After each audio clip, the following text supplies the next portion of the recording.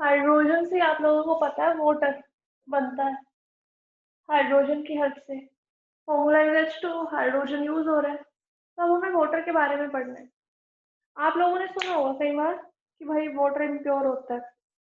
अब वो इम्प्योरिटीज किस टाइप की होती है, कैसी होती है, वो हमें सब कुछ इस चैप्टर के अंदर पढ़ना है, राइट। तो हम कुछ चीजें डिफाइन करते हैं पहले। Define following. First is soft water.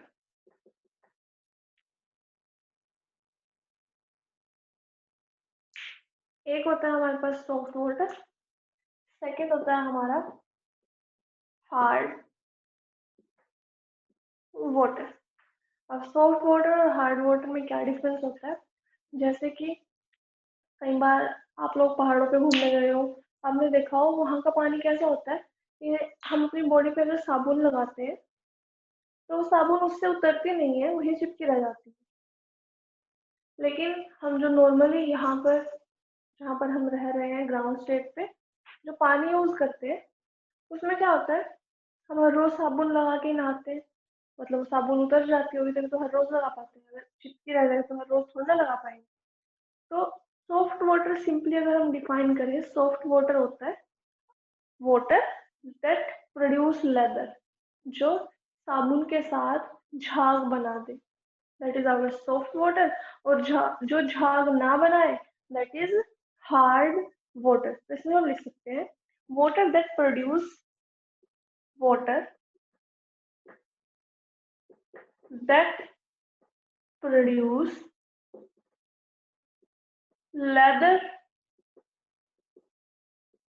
with soap, water that produce leather with soap quickly, इसको हम बोल देते हैं called soft water। और इसका रिवर्स इसमें, जो साबुन के साथ झाग नहीं बनाएगा, that is hard water। तो यहाँ पर लिख सकते हैं water which do not produce water which do not produce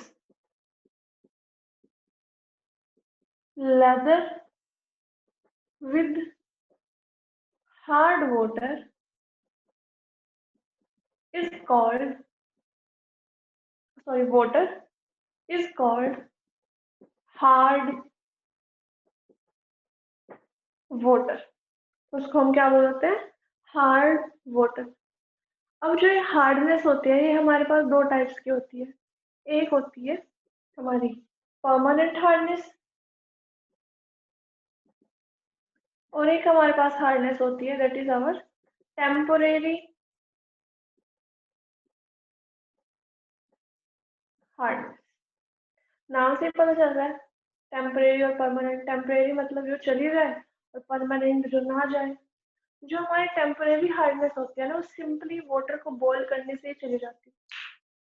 means अगर मतलब हम वाटर को सिंपली बॉईल कर दे तो वो सॉफ्ट हो जाता है in case of temporary hardness.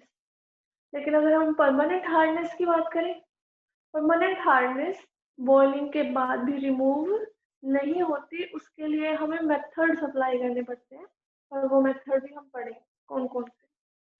तो इसका मतलब यहाँ से एक चीज पता चली है कि टेम्परेरी हार्डनेस के रीजन कुछ और है, परमानेंट हार्डनेस के रीजन कुछ और है। अगर रीजन सेम होते तो क्या होता, वो भी बॉइलिंग में चली जाती। तो हम पहले टेम्परेरी हार्डनेस देखेंगे, उसके बाद बात करेंगे अबाउट परमानेंट हार्डनेस।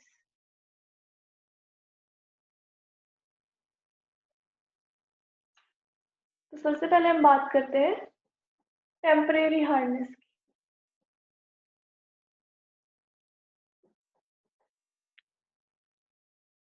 तो जो हमारी टेम्परेरी हार्डनेस होती है, वो होती है, देखो दोनों हार्डनेस के रीजन होते हैं कैल्शियम एंड मैग्नीशियम एलिमेंट्स। दोनों हार्डनेस के रीजन क्या होते हैं, कैल्शियम और मैग्नीशियम। दोनों में कैल्शियम और मैग्नीशियम की वजह से ये हार्डनेस आती है।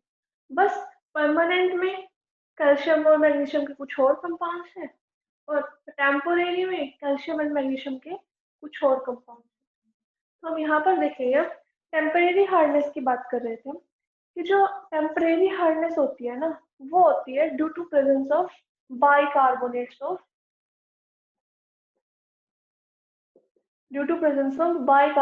Of calcium and magnesium. जो हार्डनेस किसकी वजह से हो, bicarbonates of calcium and magnesium, उसको हम टेम्परेरी हार्डनेस बोल देते हैं। बाइकार्बोनेट क्या आता है, कार्बोनेट आपको लोगों को पता ही होगा, क्या होगा, CO3 2 नेगेटिव। अब 2 नेगेटिव के लिए कितना पॉजिटिव चाहिए, 2 चाहिए, राइट। या फिर डायरेक्ट फॉर्मूला याद कर लो आप, इसके डेफिनेशन लिखेंगे हम। Hardness of water, hardness of water due to presence of hardness of water due to presence of bicarbonates of due to presence of bicarbonates of calcium and magnesium। Formula लिख लेते हैं, that is and MgHCO3 का twice, right. Bicarbonates of calcium and magnesium का formula called temporary hardness. Temporary hardness, देखो temporary hardness simply किसी की वजह से चली जाती है, बॉइलिंग की वजह से चली जाती है। बॉइलिंग करके हम टेम्परेरी हार्डनेस को बाय बाय कर सकते हैं। तो याद रखो, यहाँ से कौन से कार्बोनेट्स है, बाई कार्बोनेट्स, जिनको हम बाद में बाय बाय कर पाएंगे, राइट। अब सिंपली हम इसमें ये भी लिख लेते हैं कि it is easily removed by boiling. ये बॉइलिंग से नॉर्मल हम वाटर को जैसे बॉईल करते हैं ना, ऐसे अगर हम पानी को बॉईल करें तो टेम्परेरी हार्डनेस वहां से चली जाती है, ठीक। Because it can be easily it can be easily removed simply by boiling and filtration। It can be easily removed simply by boiling and filtration।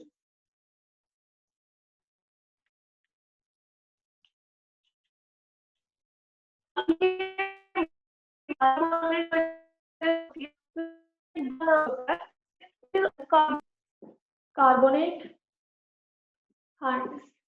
तो यहाँ से हमें ये पता चला कि अगर हमारे पास टेम्परेरी हार्डनेस है वाटर में, तो जस्ट हम उसे सिंपली बॉईल करके या फिर उसे फिल्टर करके इजीली रिमूव कर सकते हैं।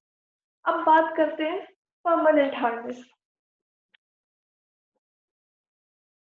परमानेंट नाम से पता चल रहा है कि आसानी से तो नहीं जाएगी, मीन्स बॉइलिंग तो यहाँ पर काम नहीं आती।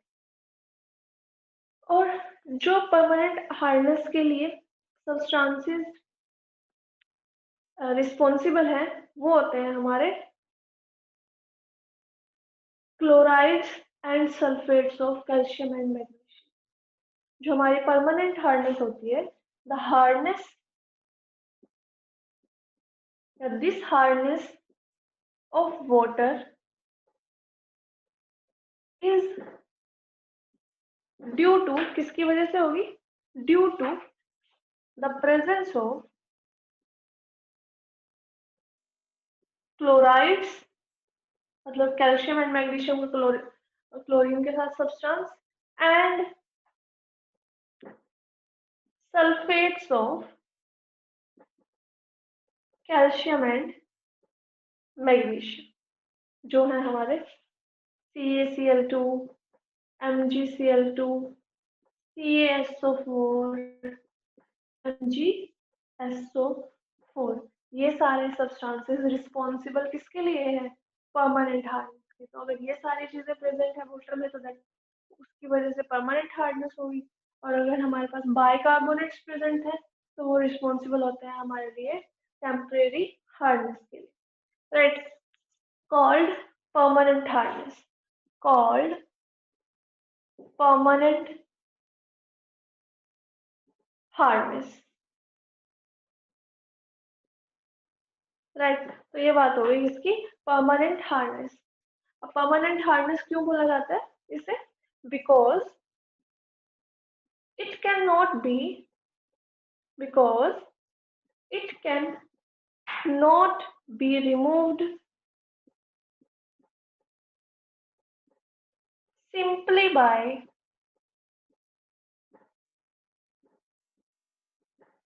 boiling of water, simply by boiling of water, क्योंकि इसे हम रिमूव नहीं कर सकते simply by boiling of water. और इसके अंदर कार्बोनेट्स नहीं प्रेजेंट है तो इसको हम also called as non-carbonate hardness, also called as non-carbonate hardness. इसको हम क्या बोलते हैं?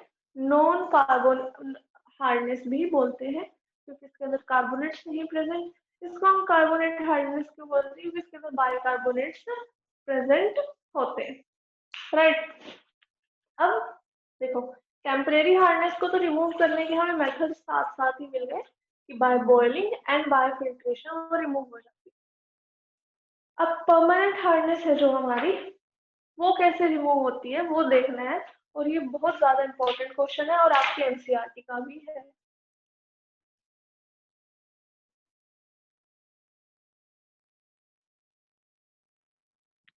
N23 सिंपली अगर हम नॉर्मल बात करें तो अगर हम इन सबको हटा दें, रिमूव कर दें, इन्हीं की वजह तो परमानेंट हार्डनेस है, इनको ही रिमूव कर दे तो हार्डनेस चली जाएगी।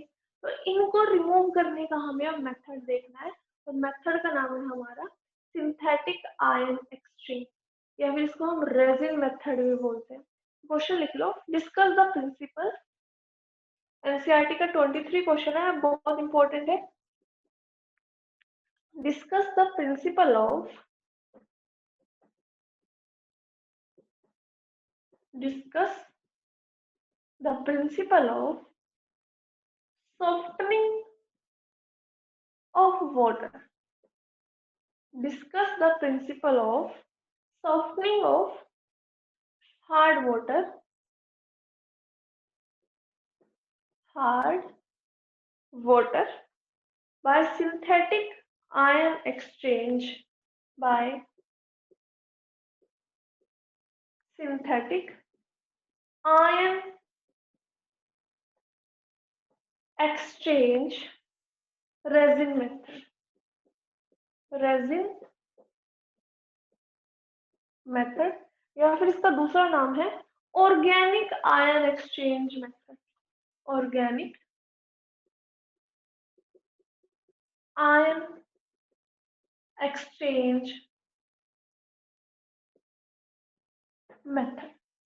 अब देखो, इसके नाम से थोड़ा सा हिंट मिल जाएगा आप लोगों को। वर्ड है इसमें बार बार दोनों नाम में आया आयन एक्सचेंज। इसके अंदर आयंस एक्सचेंज होंगे जिसकी वजह से हमारी जो सॉफ्टनेस है, सॉरी हार्डनेस है, वो रिमूव हो जाएगी। तो इसमें एक्चुअल में होता क्या है, हमारे पास दो टैंक्स होते हैं, हमारे पास दो टैंक्स होते हैं।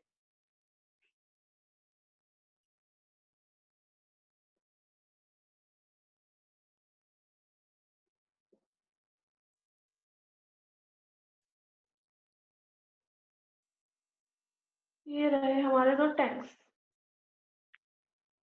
ठीक। ये रहे हमारे दो टैंक्स। एक में होगा कटायन एक्सचेंज और दूसरे में हो जाएगा अनायन एक्सचेंज। दो टैंक्स हैं,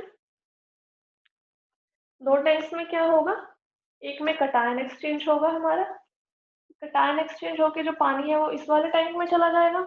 इस टैंक में होगा हमारा ion exchange, अनायन exchange, sorry cation में एक्सचेंज हो गया, अनायन में एक्सचेंज हो गया, और यहाँ से हमारे पास मिल जाएगा हमें soft water, means water with no hardness या जीरो हार्डनेस।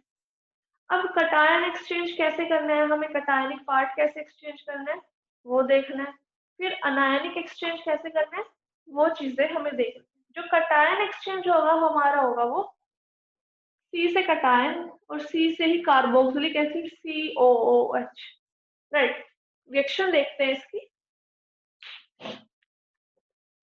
ये डायग्राम बनाने की जरूरत नहीं है, ये सिर्फ समझाने के लिए था कि कौन से टैंक में कैसे कैसे प्रोसेस होती है, इसको बनाने की जरूरत नहीं।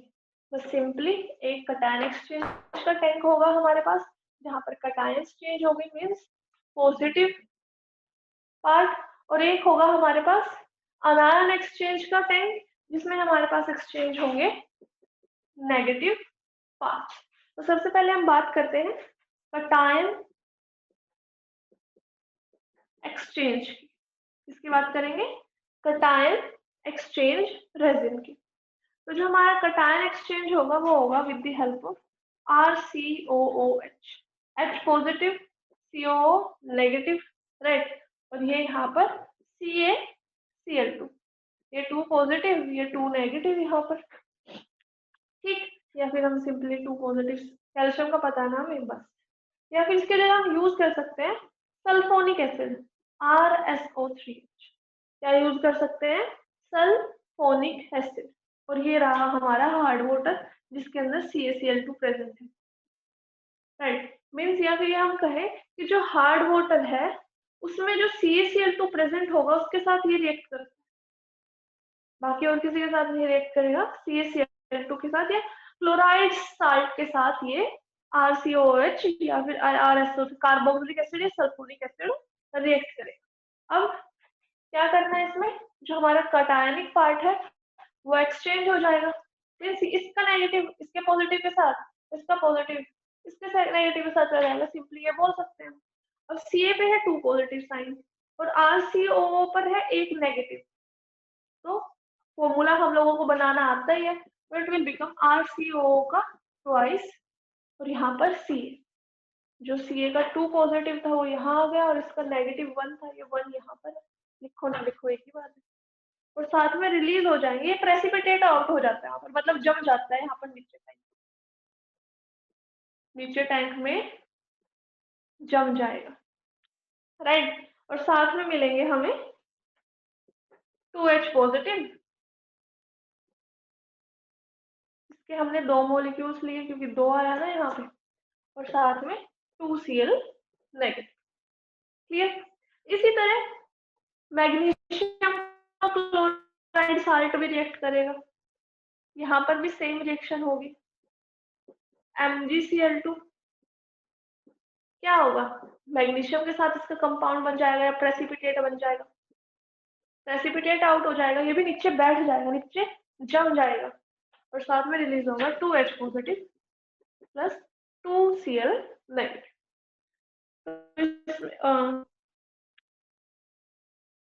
सॉरी यहाँ पर MgSO4 आएगा, MgSO4 क्या आएगा यहाँ पर, MgSO4, कैल्शियम और सल्फेट दोनों यहाँ पर रिएक्ट करेंगे, तो सिंपली यहाँ पर SO4 2 नेगेटिव चला जाएगा, SO4 2 नेगेटिव आउट हो जाएगा, ठीक। दोनों सोल्ट हो गए हमारे, कैल्शियम वाला भी हो गया और मैग्नीशियम वाला भी हो गया, ठीक। अब कैल्शियम मैग्नीशियम दोनों यहाँ पर प्रेसिपिटेट आउट हो गए हैं, मतलब यहाँ टैंक में बैठ गए। अब जो दूसरे टैंक में जाएगा वो इतना पोर्शन जाएगा, इस टैंक में ये वाला पोर्शन जाएगा। अब माना कि कैल्शियम मैग्नीशियम तो यहाँ पर बैठ गए, लेकिन दूसरे टैंक में क्लोराइड और सल्फेट तो अभी भी जा रहा है, तो फिर रिएक्ट करेगा, फिर वो हार्ड वाटर आ जाएगा, तो अब हमें इन्हें रिमूव करना पड़ेगा, इनको क्या करना पड़ेगा, रिमूव करना पड़ेगा, मीन्स नेगेटिव पार्ट हटाना है। अब हमें पॉजिटिव तो हट गया, प्रेसिपिटेट आउट हो गया, Ca2 पॉजिटिव वही बैठ गया ना, तो कटायन का एक्सचेंज यहाँ पर। अब बात नेगेटिव हटाएंगे, मीन्स अनायन को हम क्या करेंगे, अब एक्सचेंज करेंगे, तो अब बारी आती है अनायन एक्सचेंज रेजिन की, मीन्स इस नेगेटिव पार्ट को कैसे कहाँ एडजस्ट किया जाए। तो यहाँ पर हम लेंगे इसके लिए RNH3OH। ये चीज याद रखनी पड़ेगी आपको कि क्या क्या हमें लेना है।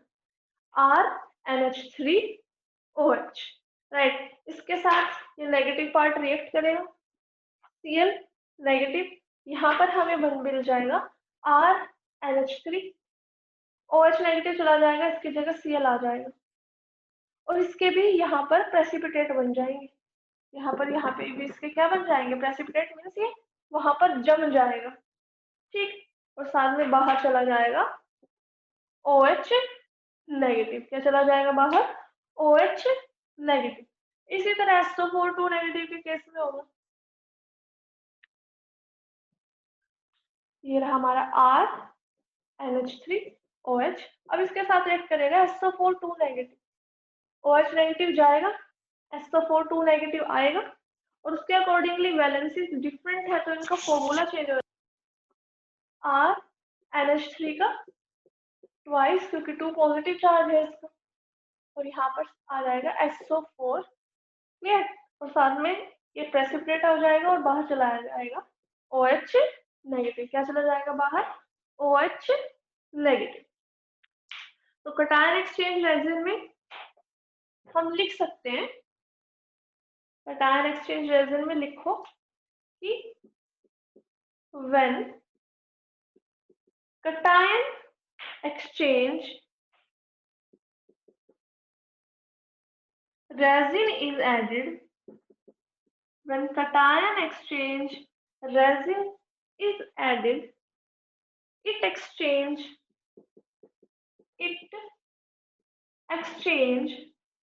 Ca2 positive and Mg2 positive ion। ये क्या एक्सचेंज करेगा, Ca2 positive and Mg2 positive ion from hard water, from hard water। और अगर हम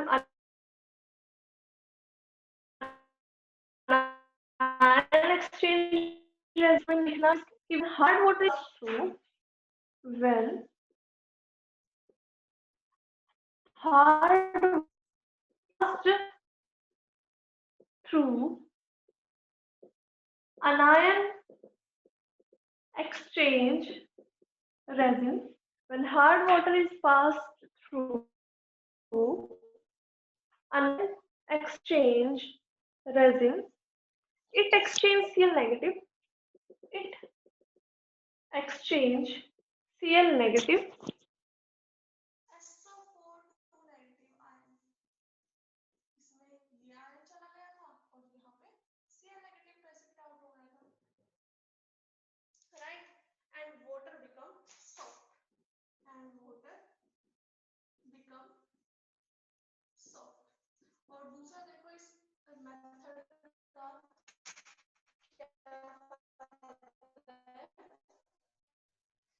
रिएक्शन में भी पॉजिटिव निकला, इससे ऊपर जो रिएक्शन थी उसमें OH नेगेटिव निकला है, तो क्या होगा,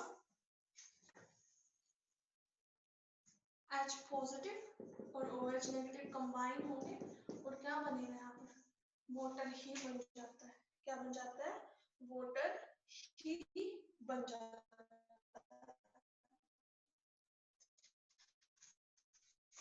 And also H positive ion combined with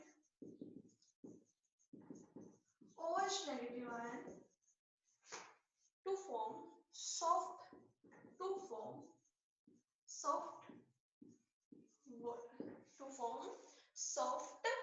water। अब बात ये आती है, हमने देखो वाटर में से एक तरह से सब कुछ निकाल लिया, Cl निकाल दिया, SO2 निकाल दिया, सिर्फ H पॉजिटिव बचा और OH नेगेटिव बचा।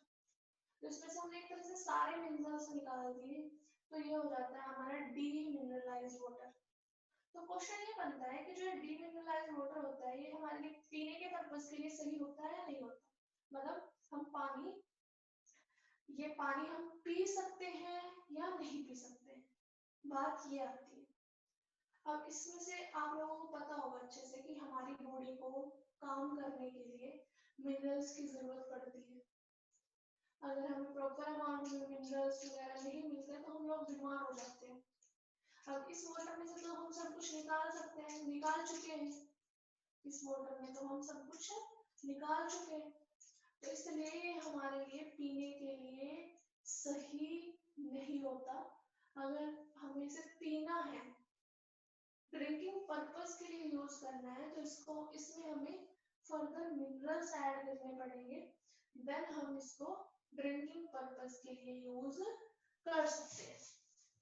तो क्वेश्चन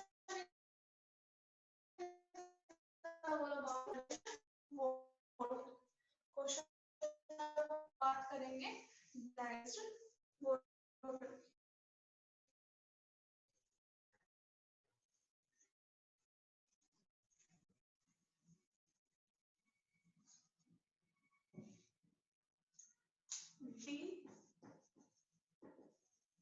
मिनरलाइज्ड वाटर। डी का मतलब क्या होता है? रिमूवल। किसका रिमूवल? मिनरल्स का। उसको हम क्या बोल देते हैं? Demineralised water. Removal of minerals is known as demineralised water. तो जो हमें अभी वाटर मिला, इसमें कोई मिनरल नहीं था, simple H positive OH negative था, जो कंबाइन होकर H2 बन रहा था।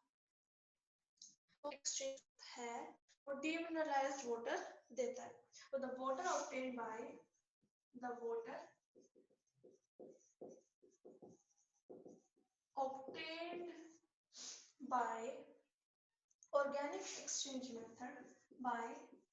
organic exchange method is free from all cation and anion. Is free from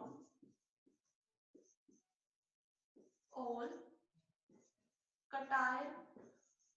and anion. ये सारे cations से और anions से free होते हैं. So it do not contain any mineral. So it do not contain any mineral, तो इसके अंदर कोई भी मिनरल नहीं होता। So called demineralised water. तो इसको हम क्या बोलते हैं? Demineralised water. तो हम इसको क्या बोलेंगे? Demineralised water. एंड नीचे साथ में ये भी लिखो कि it is not useful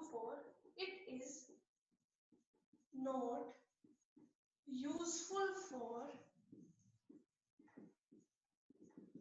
drinking purpose. ये पीने के लिए अच्छा नहीं होता एंड बनाया जा सकता है इसे अच्छा पीने के लिए by adding minerals and can be made useful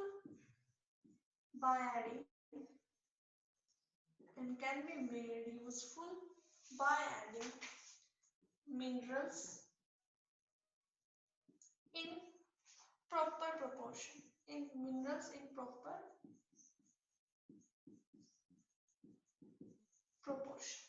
तो डीमिनरलाइज्ड वाटर को हम मिनरल्स डाल के ड्रिंकिंग पर्पस के लिए यूज कर सकते हैं। तो ये बात हो गई आयन एक्सचेंज या फिर organic ion exchange resin method की।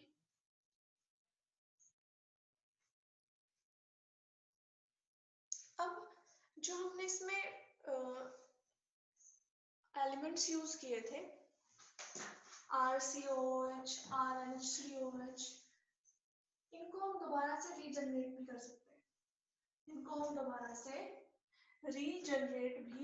कर सकते हैं। मतलब जो हमने चीज यूज की है हम उसको दोबारा से लेके आ सकते हैं और फर्दर यूज भी कर सकते हैं, तो हमारा कोई घाटा नहीं होता इस मेथड में। तो लिखो regeneration in synthetic ion exchange synthetic ion exchange. तो इसमें रीजनरेशन कैसे होती है, जो हमारा RCO ट्वाइस CA बना था, या फिर हमारा बना था RNH3Cl, कटायन एक्सचेंज में बना था या नायन एक्सचेंज में बना था। अगर मैं इस कटायन एक्सचेंज वाले रिएक्शन करा दूं विद HCl, किसके साथ रिएक्शन करा दूं विद HCl, तो यहाँ पर बन जाता है RCOOH। इसमें वापस से क्या बन जाएगा 2RCOOH। तो हम एसिड के साथ इसके रिएक्शन करा के हम हमारा जो कटायन एक्सचेंज रेजिन था उसको वापस लेके आ सकते हैं। और यहाँ पर अगर हम बात करें इसकी, हम अगर बेस के साथ रिएक्शन करा दें, यहाँ पर OH तो था, क्या था यहाँ पर OH था, तो Cl जाएगा और Cl किसके साथ जाता है Na के साथ, यहाँ पर OH आता है और Cl Na निकल जाए। तो इस तरह से हम इनकी वापस इन सिंथेटिक आयन एक्सचेंज रेजिन, तो ये रीजनरेशन का प्रोसीजर हो गया। अब ये तो है हमारी क्या कहते हैं सिंथेटिक आयन एक्सचेंज प्रोसेस। एक और प्रोसेस होती है हमारी, इवन दो होती है, एक आज होगी कल हो जाएगी।